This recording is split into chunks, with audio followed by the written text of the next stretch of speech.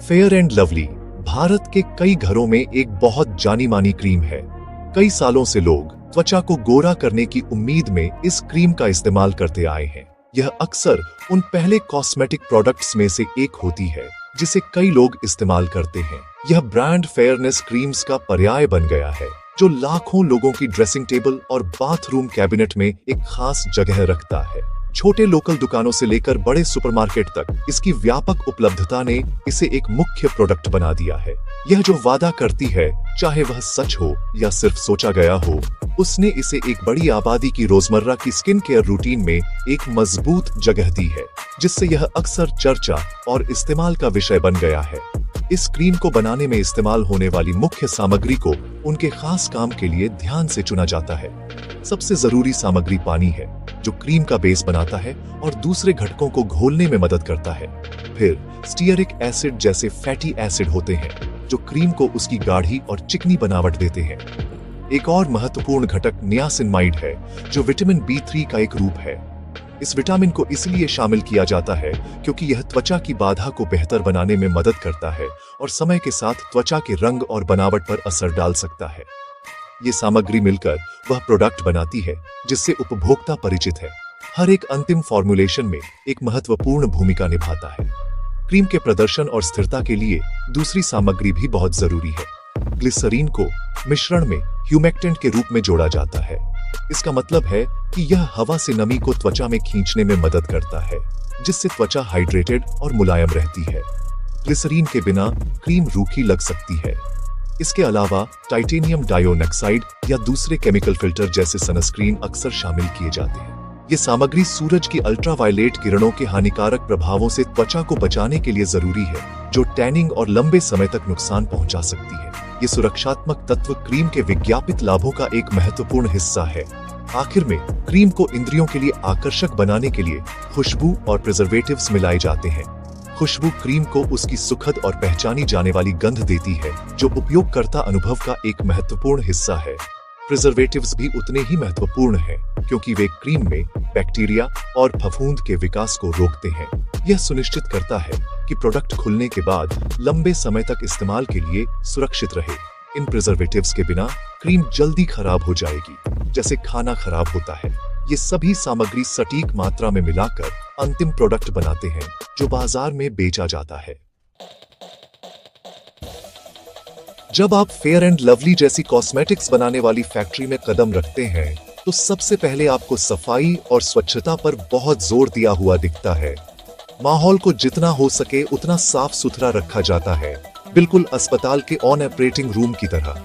सभी वर्कर्स को खास सुरक्षात्मक कपड़े पहनने होते हैं। इसमें बाल ढकने के लिए हेयर नेट, सांस से होने वाले प्रदूषण को रोकने के लिए फेस मास्क, साफ लैब कोट और शू कवर शामिल हैं। यह सिर्फ वर्कर्स की सुरक्षा के लिए नहीं है, बल्कि यह सुनिश्चित करने के लिए है कि क्रीम के उत्पादन के दौरान कोई धूल, बाल या कीटाणु अंदर न जाए।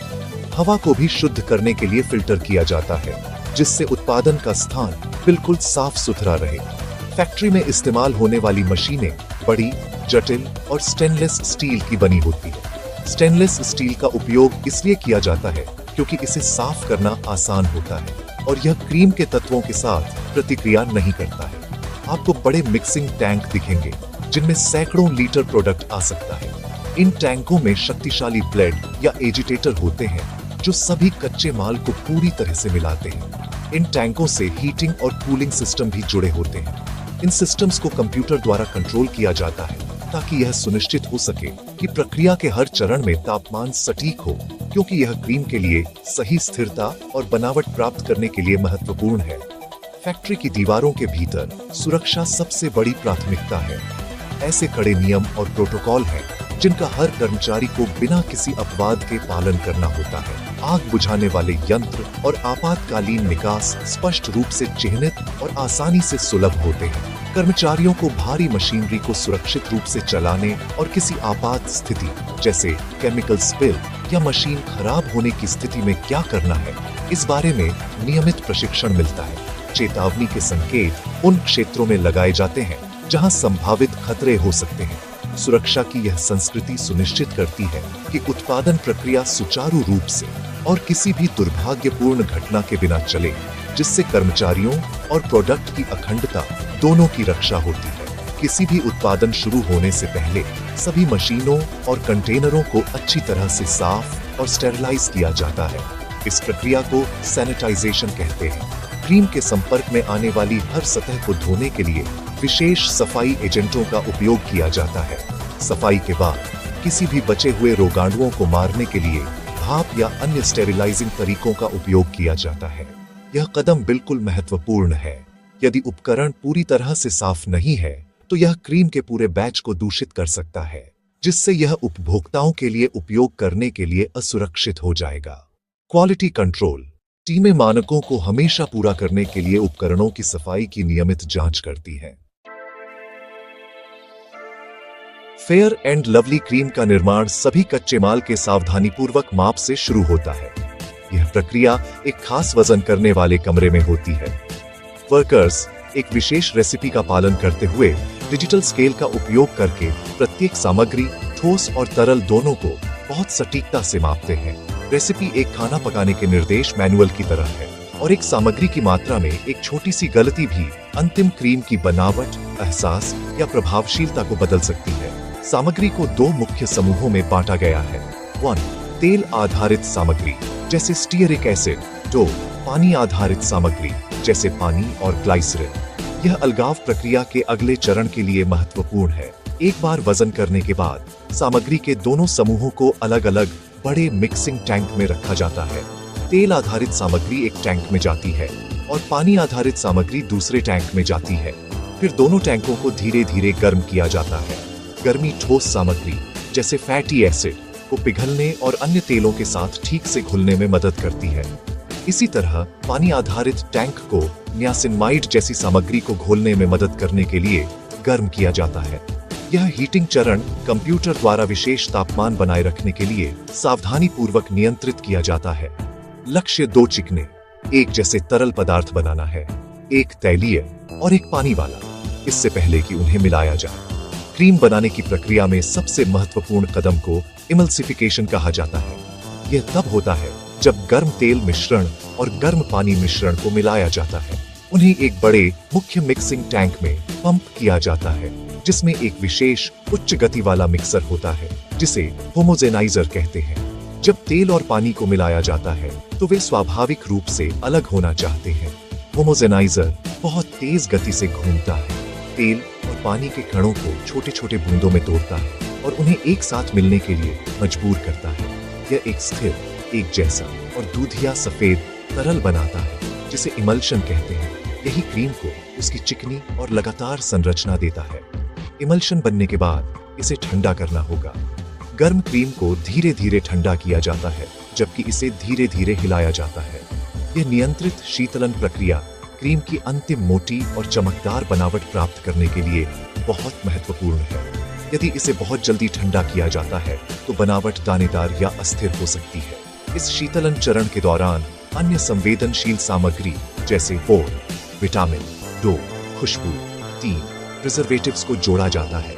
इन सामग्रियों को तब नहीं जोड़ा जा सकता जब मिश्रण गर्म हो, क्योंकि गर्मी उन्हें नष्ट कर सकती है। एक बार सब कुछ मिल जाने और क्रीम ठंडी हो जाने के बाद यह अंतिम गुणवत्ता जांच के लिए तैयार होती है।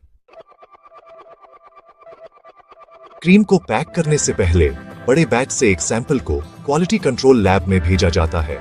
यहाँ प्रशिक्षित तकनीशियन यह सुनिश्चित करने के लिए कई टेस्ट करते हैं कि क्रीम सभी आवश्यक मानकों को पूरा करती है। वे इसके पीएच लेवल की जांच करते हैं ताकि यह सुनिश्चित हो सके कि यह त्वचा के लिए सुरक्षित है। वे इसकी विस्कोसिटी की जांच करते हैं ताकि यह देखा जा सके कि इसमें सही गाढ़ापन है या नहीं। क्रीम के रंग, गंध और एहसास को भी ध्यान से जांचा जाता है। सबसे महत्वपूर्ण बात, वे किसी भी माइक्रोबियल कंटैमिनेशन के लिए टेस्ट करते हैं ताकि यह पुष्टि हो सके कि क्रीम हानिकारक बैक्टीरिया से मुक्त है। यदि बैच इन सभी कठोर टेस्ट्स को पास करता है तभी इसे पैकेजिंग के लिए अप्रूव किया जाता है। एक बार अप्रूव होने के बाद क्रीम का बड़ा बैच पाइपों के माध्यम से फीलिंग और पैकेजिंग लाइन में ट्रांसफर किया जाता है। ये क्षेत्र ऑटोमेटेड मशीनों से भरा होता है जो तेज गति से काम करती हैं। खाली ट्यूब्स जिन्हें पहले ही स्टेरलाइज किया जा चुका होता है एक कन्वेयर बेल्ट पर चलती है। एक मशीन प्रत्येक ट्यूब को क्रीम की सटीक मात्रा से भरती है। फिर एक और मशीन गर्मी का उपयोग करके ट्यूब के निचले हिस्से को सील करती है। सीलिंग के बाद ट्यूब्स एक और स्टेशन से गुजरती हैं, जहां उन पर बैच नंबर और एक्सपायरी डेट जैसी डिटेल्स प्रिंट की जाती है। यह पूरी प्रक्रिया गति, सटीकता और स्वच्छता सुनिश्चित करने के लिए ऑटोमेटेड होती है, जिसमें मानव संपर्क न्यूनतम होता है। ट्यूब्स भरने और सील करने के बाद भी वे अभी बाजार के लिए तैयार नहीं होती हैं। अगला कदम सेकेंडरी पैकेजिंग है। व्यक्तिगत ट्यूब्स को स्वचालित रूप से उनके परिचित गुलाबी और सफेद कार्डबोर्ड बॉक्स में डाला जाता है। फिर इन बॉक्सों को 6 या 12 के समूहों में बंडल किया जाता है और प्लास्टिक में लपेटा जाता है। फिर इन बंडलों को बड़े कार्डबोर्ड कार्टन में रखा जाता है। यह बहुस्तरित पैकेजिंग परिवहन और स्टोरेज के दौरान प्रोडक्ट को बचाती है।